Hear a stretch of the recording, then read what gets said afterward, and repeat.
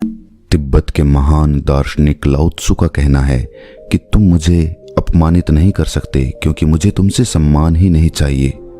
जो लोग दिखावा करके दूसरों की नज़रों में ऊंचा उठना चाहते हैं, उनसे इज्जत पाना चाहते हैं, ऐसे लोगों का दुनिया सिर्फ फायदा उठाती है। अगर आप दूसरों से सम्मान पाने की इच्छा छोड़ दो तो आपका अहंकार मिटना शुरू हो जाएगा, और जब आपका अहंकार बिल्कुल ख़त्म हो जाएगा तो लोग अपने आप ही आपकी इज्जत करने लगेंगे। लेकिन समाज में रहते हुए लोगों के बीच अपनी इज्जत कैसे बनाएं? इसके लिए कुछ मूलभूत सिद्धांत होते हैं। इस कहानी के माध्यम से हम उन्हीं सिद्धांतों पर चर्चा करेंगे। तो चलिए कहानी शुरू करते हैं।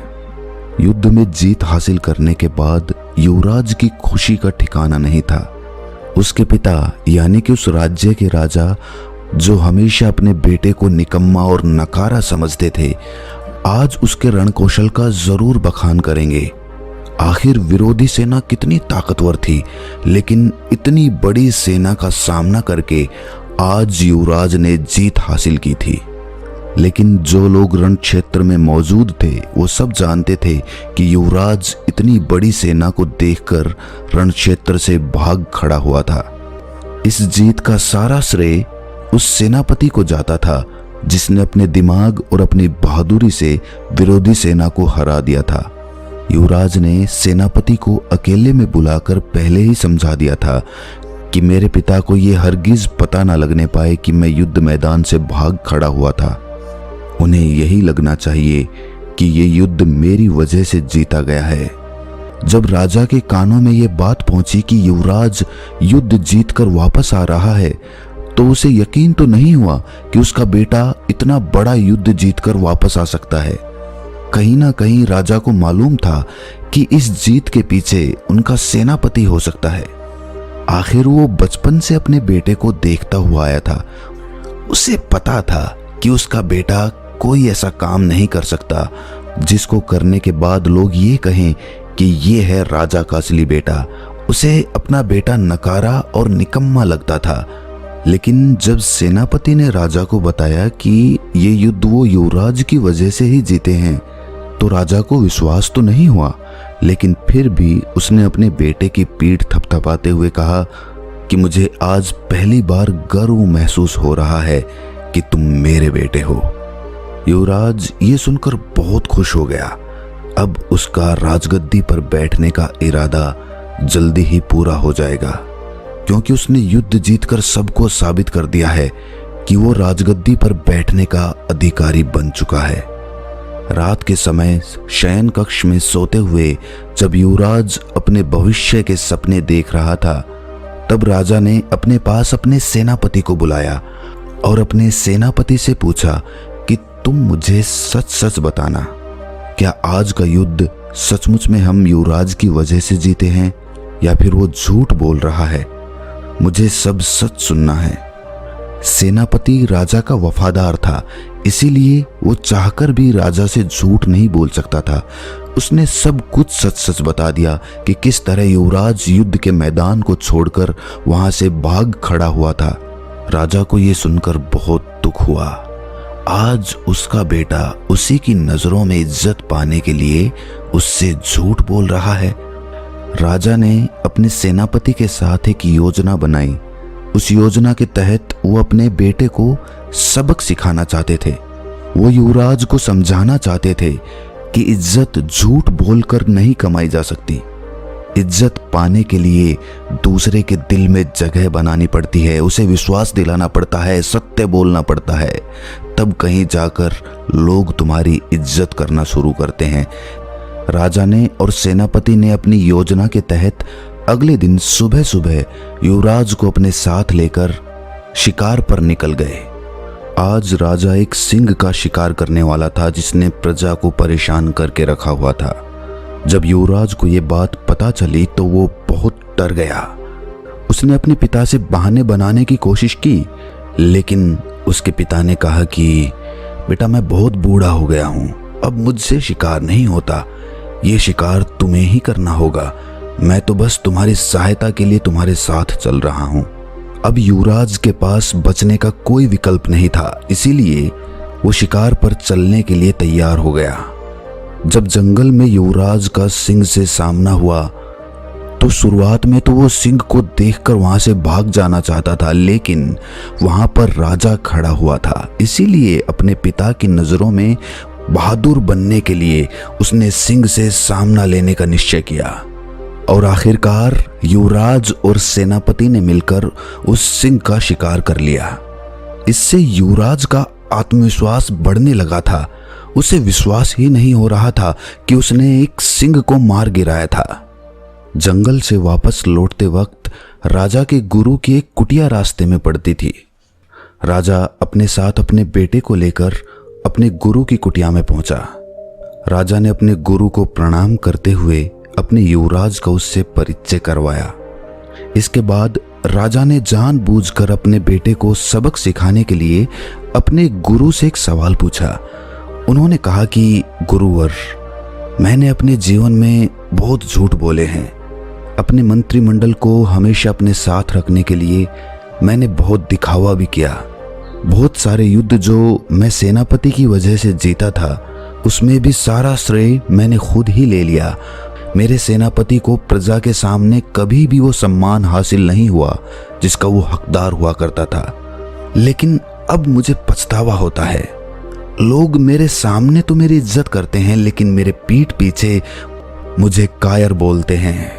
मुझे बहुत बुरा लगता है। मैं चाहता हूं कि मैं अपनी गलतियों को सुधार दूं, लेकिन कोई तरीका नजर नहीं आता। मैं ऐसा क्या करूं कि लोग मुझ पर विश्वास करने लगें, मेरी इज्जत करने लगें। राजा के गुरु ने विचार मग्न होकर कहना शुरू किया। उन्होंने कहा कि राजन, एक बात हमेशा ध्यान में रखना। एक राजा का दिया हुआ वचन किसी भी हालत में पूरा होना चाहिए। जो वादा तुमने किसी से कर दिया, किसी को वचन दे दिया, वो किसी भी तरह पूरा करके दिखाओ। अगर तुम अपने दिए हुए वचन को पूरा नहीं कर पाओगे तो लोग यही कहेंगे कि ये राजा तो बड़बोला है, ये कुछ भी बोल देता है, इसकी बातों के पीछे कोई सच्चाई नहीं होती। और इसी वजह से लोग तुम्हारी इज्जत करना बंद कर देते हैं। वो तुम पर विश्वास ही नहीं करते, तो इज्जत करना तो दूर की बात रही। इसीलिए औपचारिकता में कभी भी किसी को वचन मत देना। दूसरों के सामने दिखावा करने के लिए कभी किसी से कोई वादा मत करना, क्योंकि वादा करना होता तो आसान है, लेकिन उसको निभाना बड़ा मुश्किल होता है। गुरु ने आगे कहा कि राजन, ये जुबान बिना हड्डी की होती है, कहीं भी घूम सकती है, कुछ भी बोल सकती है। इसीलिए इसका उपयोग पूरी समझदारी के साथ करना, वरना तो ये तुम्हें मुश्किल में फंसवा देगी। दूसरी बात जो समझने की है, जो लोगों के बीच तुम्हारी इज्जत को बढ़ा देगी, वो ये है कि कभी भी इज्जत पाने के लिए काम मत करो। जब तक तुम दूसरों से सम्मान पाने के लिए काम करते रहोगे, तब तक तुम अपने खुद के अनुसार कभी काम नहीं कर पाओगे।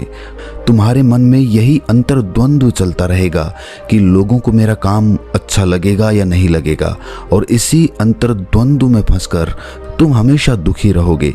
इसीलिए किसी की अपेक्षा के अभिभूत होकर उसके अनुसार काम मत करो, अपने अनुसार काम करना सीखो। मस्त मौला होते हैं वो लोग जो सम्मान पाने के लिए नहीं जीते, वो जीते हैं जीने के लिए, खुद के लिए, आनंद के लिए। और याद रखना, अगर तुम सम्मान पाने के लिए काम नहीं करोगे तो कोई तुम्हारा अपमान भी नहीं कर पाएगा। तीसरे उपदेश की चर्चा करते हुए गुरु ने समझाया कि राजन, कितनी भी कठिन परिस्थिति क्यों ना हो, चाहे तुम्हारी जान ही क्यों ना चली जाए, लेकिन हमेशा सत्य बोलना सीखो। सत्य बोलना ही लोगों में तुम्हारा विश्वास कायम करता है। सत्य बोलना इतना आसान नहीं होता, क्योंकि सत्य बोलने की वजह से हो सकता है कि तुम्हें बहुत सारी दिक्कतों का सामना करना पड़े, क्योंकि सच हमेशा कड़वा होता है। बहुत सारे लोग उस कड़वे घूंट को पीकर शांत नहीं बैठेंगे, वो तुम्हें परेशान करेंगे, तुम्हें दुखी करेंगे, और इसी कारण तुम वो बोलना शुरू कर देते हो जो लोग सुनना चाहते हैं, और जो कि झूठ होता है। झूठ किसी भी परिस्थिति में तुम्हें खुद से दूर ही लेकर जाएगा। गुरुवर ने अपना अगला उपदेश बताते हुए कहा कि राजन, तुम एक राजा हो। पूरी प्रजा का भरोसा तुम पर है, इसलिए कोई भी काम करो वो सबकी भलाई के लिए होना चाहिए। सिर्फ अपने फायदे के लिए किया गया काम दूसरों की नजरों में तुम्हें इज्जत नहीं दिला सकता। इज्जत तुम्हें वही काम दिलाएगा जो तुम सबकी भलाई के लिए करोगे। हम लालचवश ये भूल जाते हैं कि जो काम हम कर रहे हैं उससे दूसरों का कितना नुकसान होगा। अपने फायदे के लिए हम ये अपने दिमाग से निकाल देते हैं कि ये काम सिर्फ हमें फायदा पहुंचाएगा, बाकी सबको नुकसान पहुंचाएगा। और ऐसा काम करने के बाद तुम क्या अपेक्षा करते हो कि लोग तुम्हारी इज्जत करेंगे? तो तुम बड़ी भूल में फंसे हुए हो राजन। एक राजा हमेशा न्यायप्रिय होना चाहिए, और राजा ही नहीं अपितु हर इंसान को न्यायप्रिय होना चाहिए। किसी के प्रति ज्यादा लगाव के कारण हम अन्याय कर देते हैं, हम न्याय नहीं कर पाते हैं। और ये बात सिर्फ तुम पर लागू नहीं होती राजन, ये बात हर उस आदमी पर लागू होती है जो एक ग्रस्त जीवन जी रहा है। ग्रस्त जीवन में जब भी कोई झगड़ा होता है तो आदमी लगाव के कारण अन्याय कर देता है, न्याय करने की क्षमता अपनी खत्म कर लेता है, और इसीलिए घर परिवार में उसकी इज्जत कम होने लगती है। लेकिन इसके विपरीत घर के मुखिया को हमेशा न्यायप्रिय होना चाहिए। अपने 5वें उपदेश को बताते हुए गुरु ने कहा कि राजन, ये उपदेश बड़े ध्यान से सुनना, क्योंकि एक राजा को हमेशा सामाजिक होना चाहिए। उसे पता होना चाहिए कि उसके राज्य में क्या कुछ चल रहा है, इसीलिए उसे कभी कभी भेष बदलकर अपने राज्य का दौरा करना चाहिए। और उसी प्रकार जो भी आदमी समाज में रहता है उसे भी सामाजिक होना चाहिए।